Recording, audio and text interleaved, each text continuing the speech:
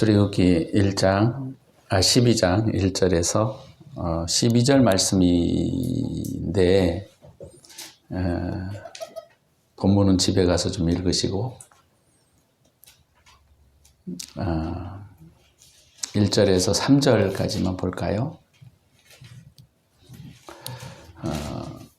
여호와께서 애굽 땅에서 모세와 아론에게 일러 말씀하시되 이 달을 너희에게 달의 시작 곧 해의 첫 달이 되게 하고 너희는 이스라엘 온 회중에게 말하여 이르라.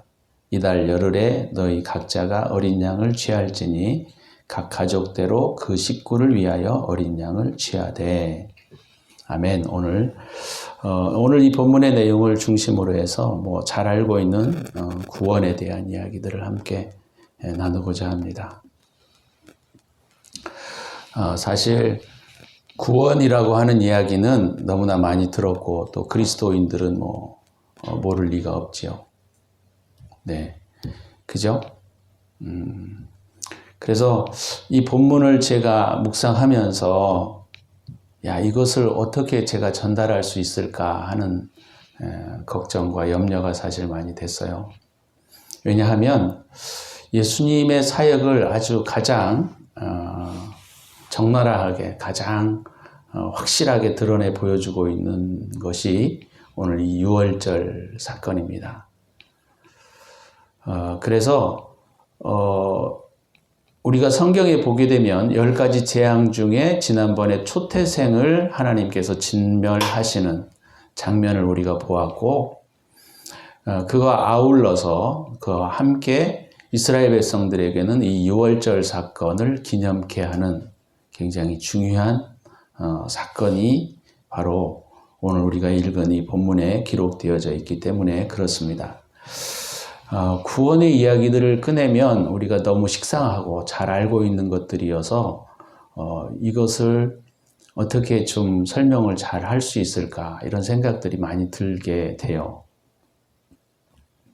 그래서 이것을 전달하는 데에는 사실 언어라고 하는 수단이 굉장히 제한적이고 이것을 다 묘사해서 설명하기는 잘 어렵습니다. 그래서 이것은 사실 우리가 머리로 구원이라고 하는 사건을 듣는 것, 유월절 사건을 듣는 것보다는 사실 중요한 것은 가슴으로 들으셔야 돼요. 근데 가슴으로 들어야 되는데 가슴에 감흥이 생기지 않으면 사실 이 사건들은 아주 드라이하고 냉랭한 이야기일 뿐이거든요. 예수 보혈의 피가 우리의 삶과 우리의 삶에 아무런 의미로 내게 다가오지 않으면 이 사건을 설명하는 것은 되게 어려운 이야기예요. 그래서 우리가 그렇지만 이 사건을 우리가 좀 3가지로 생각을 나누어서 함께 생각을 좀 해보고자 합니다. 이 본문에 대한 이해는 여러분들이 잘 아시는 바와 같이 마지막 심판 때, 애굽의 마지막 재앙 때, 이 재앙이라고 하는 의미보다는 이것은 이스라엘 백성들에게는 이 유월절을 지킬 것을 요구하셨습니다. 그래서 오늘 이 본문의 내용에 보게 되면 우리가 2절에 보시면 이 본문에서 하나님께서 이스라엘 백성들에게 이렇게 말씀하셨어요. 이 달을 너희에게 달의 시작, 곧 해의 첫 달이 되게 하라 그랬어요. 우리나라 원력으로 바꾸면, 인력으로 바꾸면 보통 이 날이 약 한 3월에서 4월 사이에 있는 달입니다.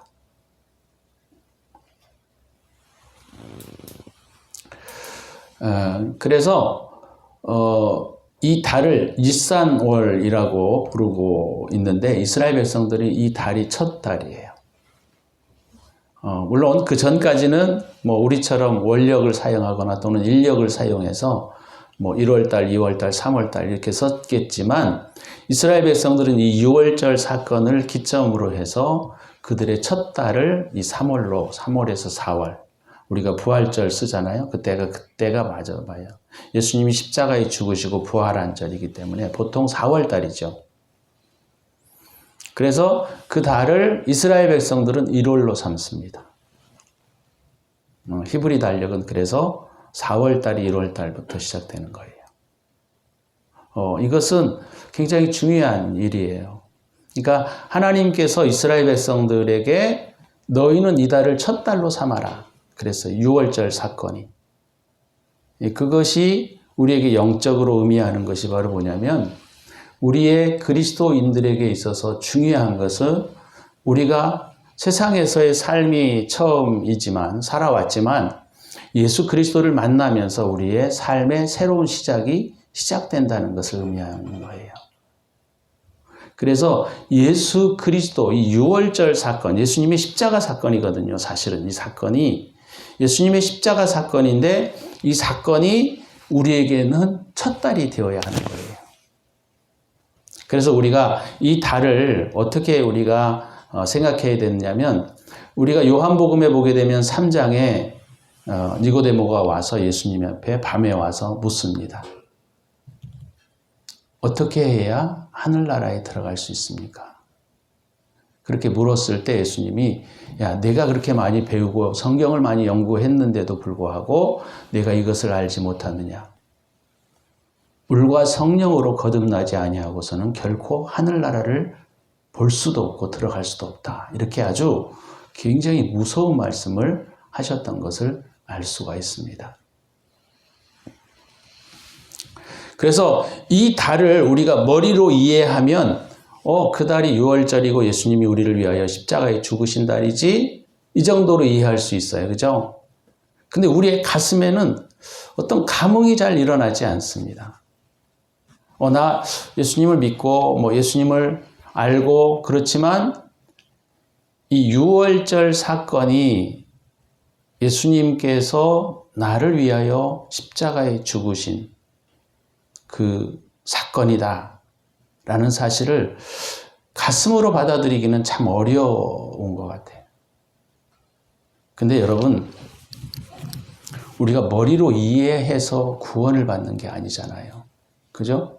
이해가 필요한 과정이기도 하지만 구원은 실상은 우리 마음에서 일어나야 되는 거예요.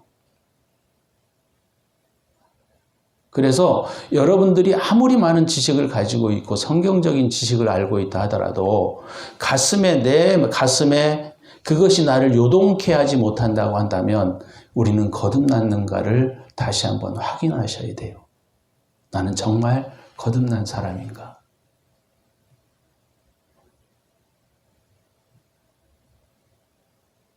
진짜예요.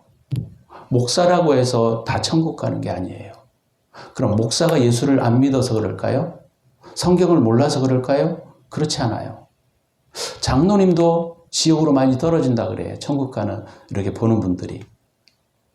그걸 통해서 보면 이분들이 예수를 안 믿어서 지옥 갈까요? 저는 그렇게 생각하지 않아요.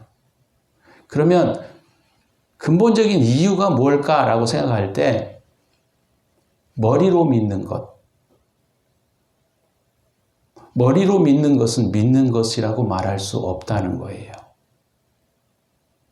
그래서 이 사건이 굉장히 쉽고 우리가 잘 알고 있는 이야기임에도 불구하고 우리가 한 가지 놓치지 말아야 할 것은 뭐냐면 이 6월절 예수님의 십자가의 사건, 이 6월절 사건이 우리에게 우리의 마음과 심령을 동하게 하느냐, 움직이게 하느냐 이 문제라는 거예요.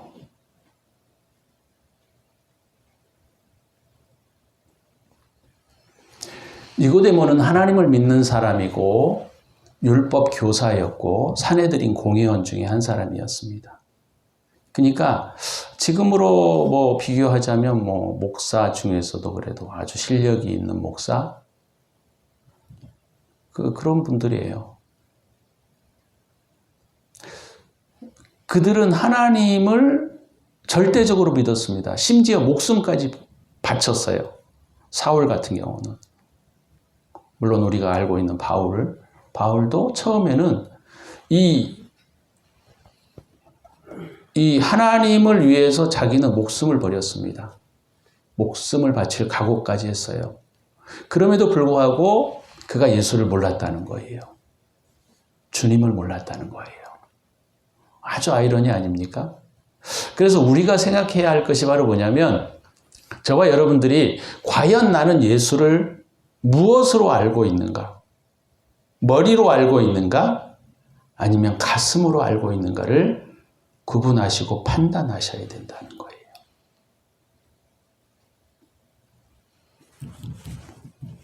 굉장히 중요한 일입니다.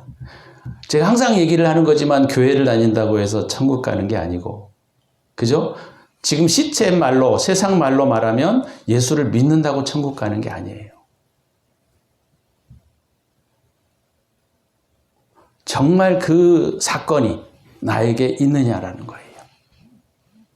가슴으로 나를 울리는 사건, 가슴으로 나를 때리는 사건이 나에게 있느냐라는 거예요. 사람은 말이죠. 지식을 위해서, 정의를 위해서 목숨을 버릴 수도 있습니다. 그죠? 저는 대학교 다닐 때 분신자자라는 친구도 봤어요. 우리 그 대학교 건물 위에서 휘발유를 몸에 붓고 민주주의여 영원하라 하면서 불을 질렀어요. 끔찍합니다, 아주.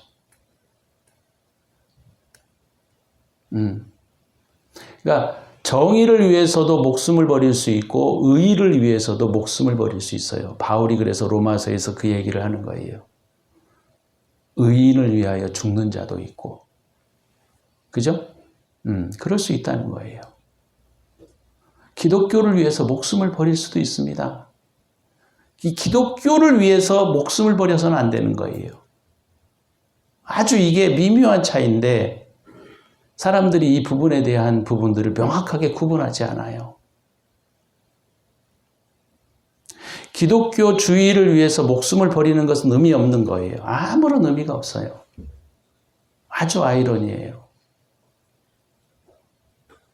그래서 저와 여러분들이 이 사건을 통하여 우리가 다시 한번 확인해야 할 것이 바로 뭐냐면 내가 예수 그리스도의 그 피가 나에게 지금 필요한가예요. 그분의 피가 나에게 지금 필요한가? 과거에 내가 예수를 믿은 사건이 아니고 지금 나의 이 현장에서 지금 이 시간에 나에게 그분의 피가 필요한가? 라는 거예요. 좀 무섭죠? 어렵고 그렇지만 확인해 가야 할 문제예요. 왜냐하면 예수님이 이 땅에 오실 때 많은 사람이 주여 내가 주의 이름으로 선지자 노릇도 하고 주의 이름으로 목회자도 하고 주의 이름으로 장로도 하고 주의 이름으로 권사도 하고 했는데 주님 나를 모르십니까? 라고 했을 때 내가 너를 도무지 알지 못한다 그랬어요. 굉장히 예언적 말씀인데 장로, 권사, 목회자들이 예수를 안 믿어서 주님이 모른다고 하실까요? 아닌 거예요. 우리는 기독교에 목숨을 걸어서는 안 되고 우리가 목숨을 걸어야 할 대상이 바로 뭐냐면 예수 그분이에요. 이상하죠? 그래서 크리스찬이티라는 말이 기독교주의예요. 기독교주의. 기독교주의라고 하는 것은 유럽과 미국에 퍼져 있는 그런 사상 중에 하나입니다. 이런 기독교주의에 목숨을 거는 사람들이 있어요. 저도 초기에는 이런 기독교주의에 목숨을 걸었던 사람입니다. 그렇기 때문에 크리스찬이즘, 기독교주의가 얼마나 위험하고 무서운 것인가를 알고 있어요. 그러면 오늘 저와 여러분들이 오늘 이 사건을 통해서 저와 여러분들에게 이 6월절의 사건, 패스오버라는 말이거든요. 넘어가다라는 뜻이에요. 하나님의 심판이 넘어가다.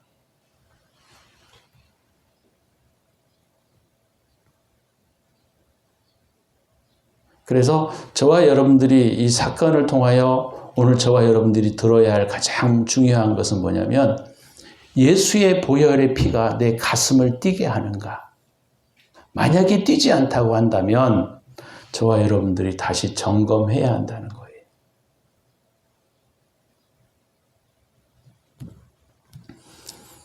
그래서 12장 2절에 이스라엘 백성들에게 너희는 세상의 달들을 새로운 달로 시작하지 말고 1월 달을 새로운 달로 시작하지 말고 너희는 4월 달을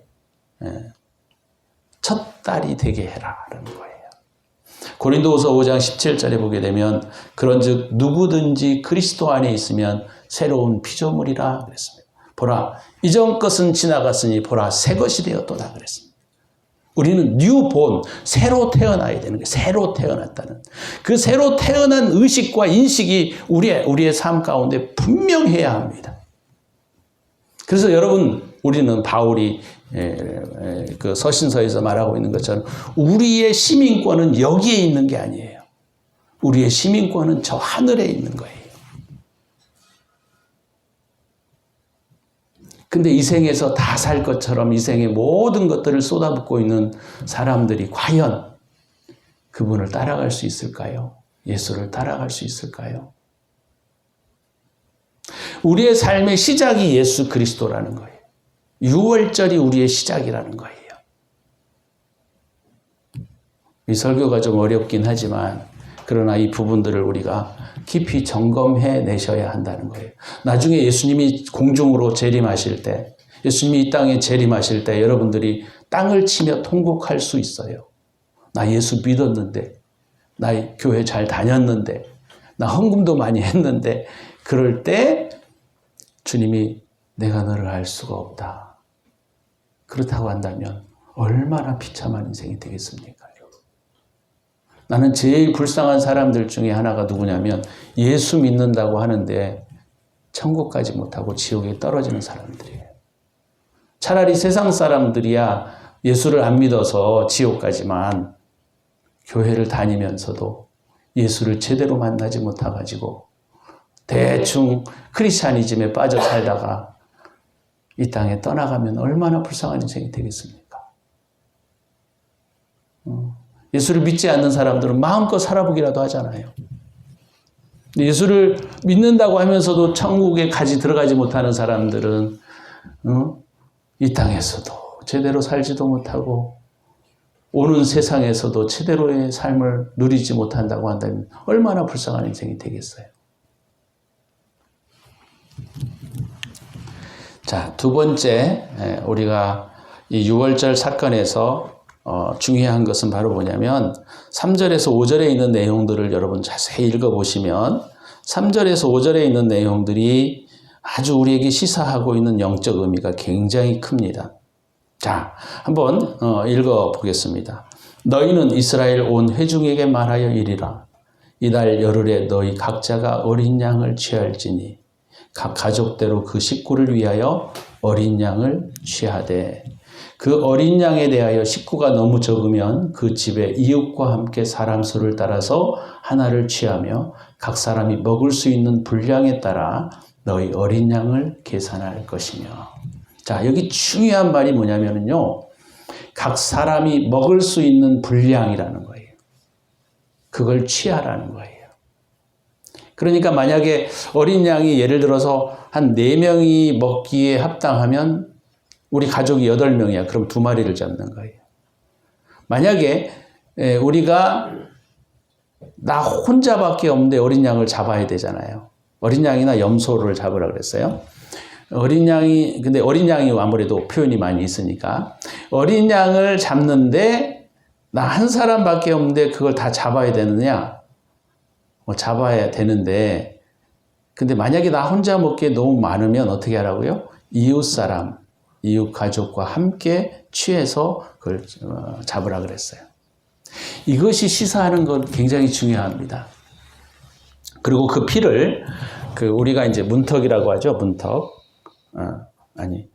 이게 뭐라 그래? 방문.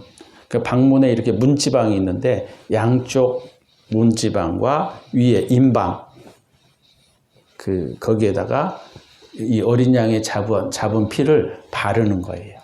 그러면 밤에 그 죽음의 사자, 하나님의 천사겠죠? 죽음의 사자가 그 어린 양의 피를 발라놓은 것을 봤을 때 넘어가는 거예요. 자, 이것이 6월절 사건입니다. 그죠? 초태생은 지난번에 하나님께서 죽이라고 하셨어요. 진멸하시라고 하셨고, 오늘 이스라엘 백성들과 또 그곳에 속하고자 하는 사람들은 어린 양을 잡아서 문설주에다가 그 어린 양의 피를 바르고 그 밤에 나오지 말라고 하셨어요. 그죠? 근데 그 어린 양은 어떻게 해야 되느냐면 먹기 위해서 잡는 거예요. 재미나죠? 물론 두 가지가 있어요. 하나는 피를 바르기 위해서 잡는 것도 있지만 또 먹기 위해서 잡는 거예요. 피는 우리가 잘 알고 있는 것처럼 구속을 의미해요. 예수 그리스도의 구원을 의미합니다. 그러면 먹는 것은 뭐를 의미하느냐? 이것은 그 사람들의 건강을 유지하기 위해서 먹는 거예요. 자, 여기 보세요. 자, 어린 양을 잡아가지고 먹지 말고 문설주에 피만 발라라 라고 주님이 말씀하시지 않았어요. 두 가지를 말씀하셨다는 거예요.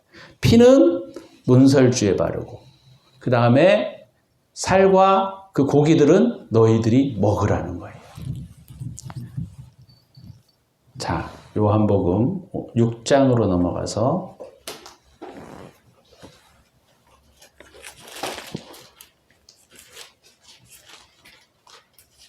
요한복음 6장 53절에 보시면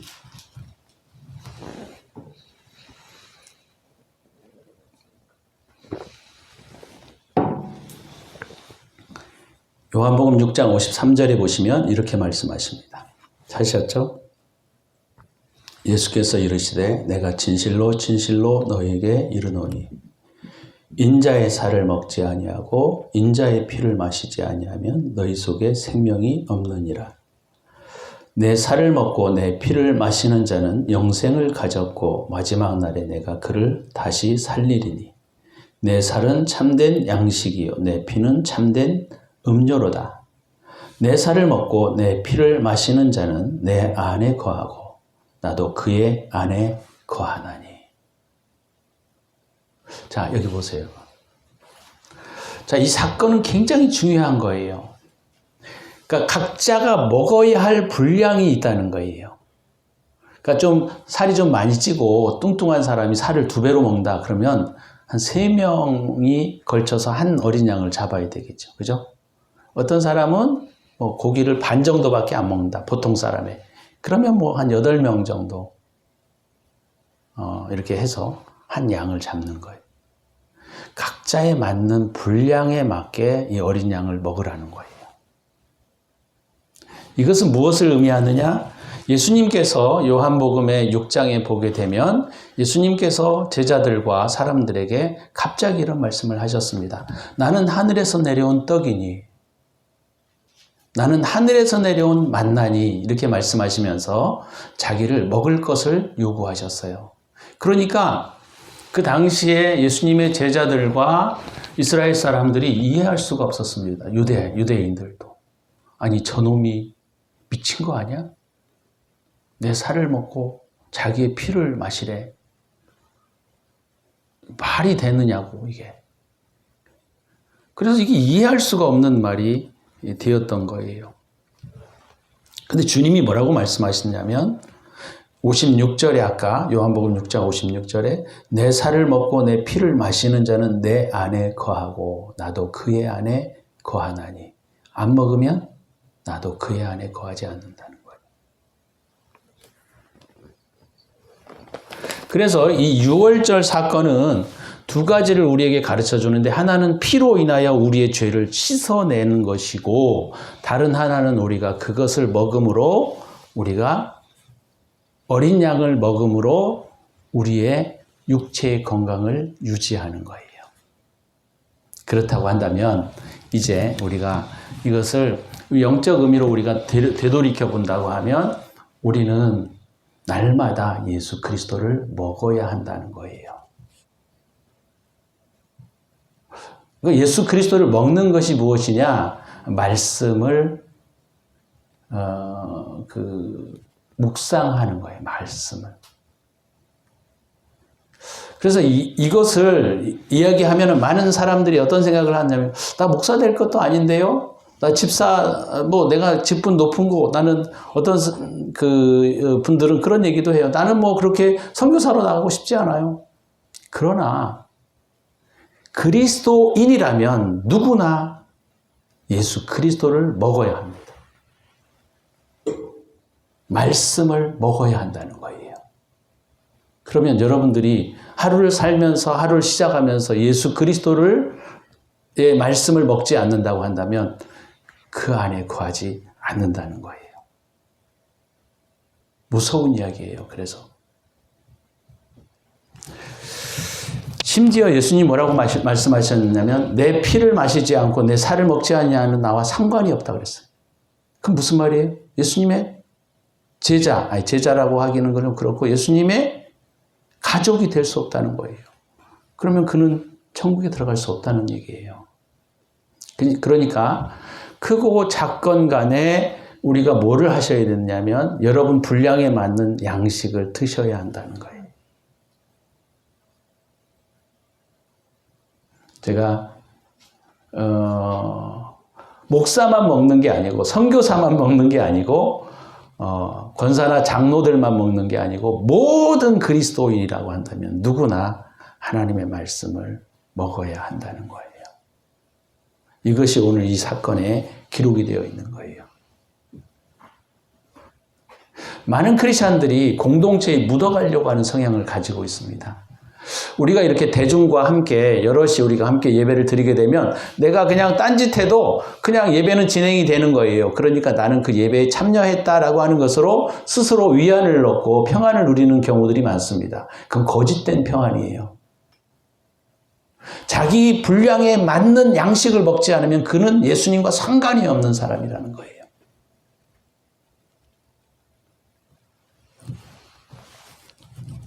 그래서 우리가 이 사건을 통하여 우리가 살펴야 하는 것은 바로 뭐냐면 매일매일 저와 여러분들이 예수 그리스도의 말씀 곧 영이요 곧 영은 곧 나라고 주님이 말씀하셨기 때문에 말씀을 우리가 묵상하고 그것을 깊이 있게 새겨 넣어야 한다는 거예요. 그럼 어떻게 먹냐? 처음에 저는요 먹으려고 꿀꺽 삼키기도 했어요. 말씀 한 절을 읽고 꿀꺽 삼켰어요. 그래서 그 말씀이 여기 천정과 목을 타서 내려간다 이렇게 생각하고 뱃속까지 집어넣고 했습니다. 근데 저는 지금은 이제 그렇게 먹지는 않지만 처음에 잘 안 돼가지고 이걸 어떻게 먹는지를 모르니까 자꾸 되뇌이는 거예요. 자꾸 말씀을 되뇌이는 거예요. 긴 구절을 말고 한 구절과 또는 한 단어를 계속 반복해서 그것을 내 가슴에 마음에 새기는 거예요. 그것이 말씀을 먹는 일이에요. 말씀을 먹는 일에 대해서 누가 가르쳐 주지를 않는 거예요. 그래서 저도 잘 몰랐어요. 어떻게 아무리 책을 찾아봐도 없어요. 제가 이걸 말씀을 먹는 것을 알아보려고 수도 없이 책을 찾아봤습니다. 근데 나와 있는 데가 별로 없어요.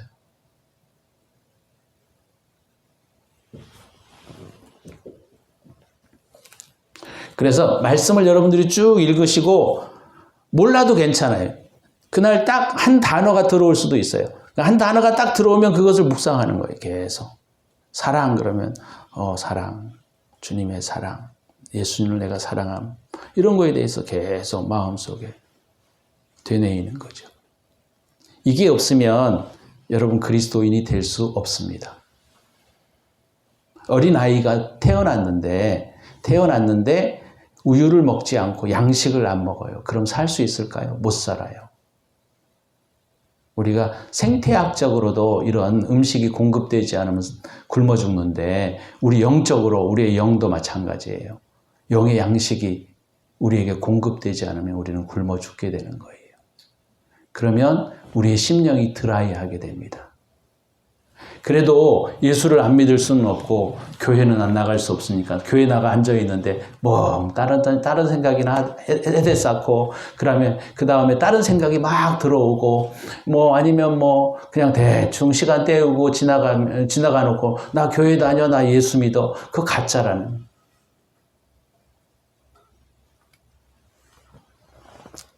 그래서 여러분 집에 가셔서 매일매일 말씀을 드셔야 합니다. 안 드시면 나는 그 사람은 크리스찬이라고 보지 않아요. 저는 교회 다니는 그냥 그 문화에 젖어 있는 사람. 세 번째, 오늘 12장에 보시면 이거 할 얘기가 되게 많아요. 여기 사실은.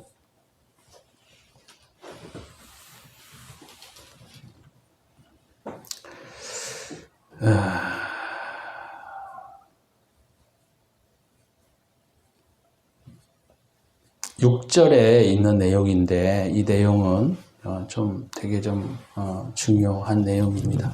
이달 열 나흘까지 간직하였다가 해질 때에 이스라엘 회중이 그 양을 잡고, 누가 이 양을 잡아야 되냐면 내가 양을 잡아야 되는 거예요.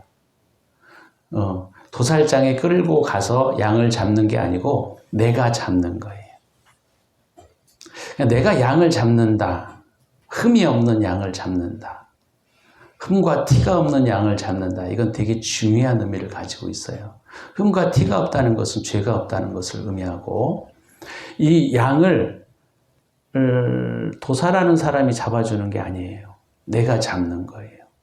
왜 하나님은 이것을 그 죄인들로 하여금, 사람들로 하여금 그 양을 잡으라고 하실까? 이거죠. 이것은 되게 중요한 문제인 거예요. 왜 그런고 하니, 이 양을 여러분들이 잡는다고 한번 생각해 보세요. 얼마나 참혹하고 불쌍할까. 근데 이 양은 흠과 티가 없어요, 사실. 그럼 그 흠과 티는 누구의 것이냐? 내 것이라는 거예요. 그래서 우리가 이제 물론 출애굽기, 여긴 출애굽기인데 나중에 이제 레위기에 보게 되면 그 양을 잡게 될 때 첫 번째로는 그 사람이 그 양 위에 머리 안수를 하게 됩니다. 이게 어떤 의미를 가지고 있냐면 그 죄를 정가하는 거예요. 내 죄를 정가시키는 거예요, 양에게. 그리고 양을 내가 내 손으로 잡는 겁니다.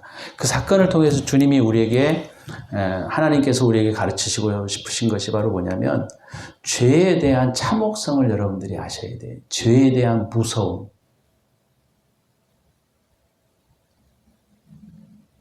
죄에 대한 무서움을 여러분들이 알지 못하면, 죄에 대한 심각성을 여러분들이 깨닫지 못하면 결코 여러분들이 하나님 앞에 서지 못하는 거예요. 우리가 왜 은혜가 없고 왜 예수 그리스도의 피에 대한 이야기를 들어도 별로 감흥이 없느냐? 그것은 내 죄에 대한 심각성을 깨닫지 못하기 때문입니다. 그럼 내 죄에 대한 심각성을 깨닫지 못하는 것이 왜냐? 그러면 내가 이 죄에 대한 심각성을 깨닫기 위해서 무슨 일을 해야 되느냐? 그런 것보다는 이 죄에 대한 심각성을 깨닫지 못하게 하는 게 뭔지 아세요?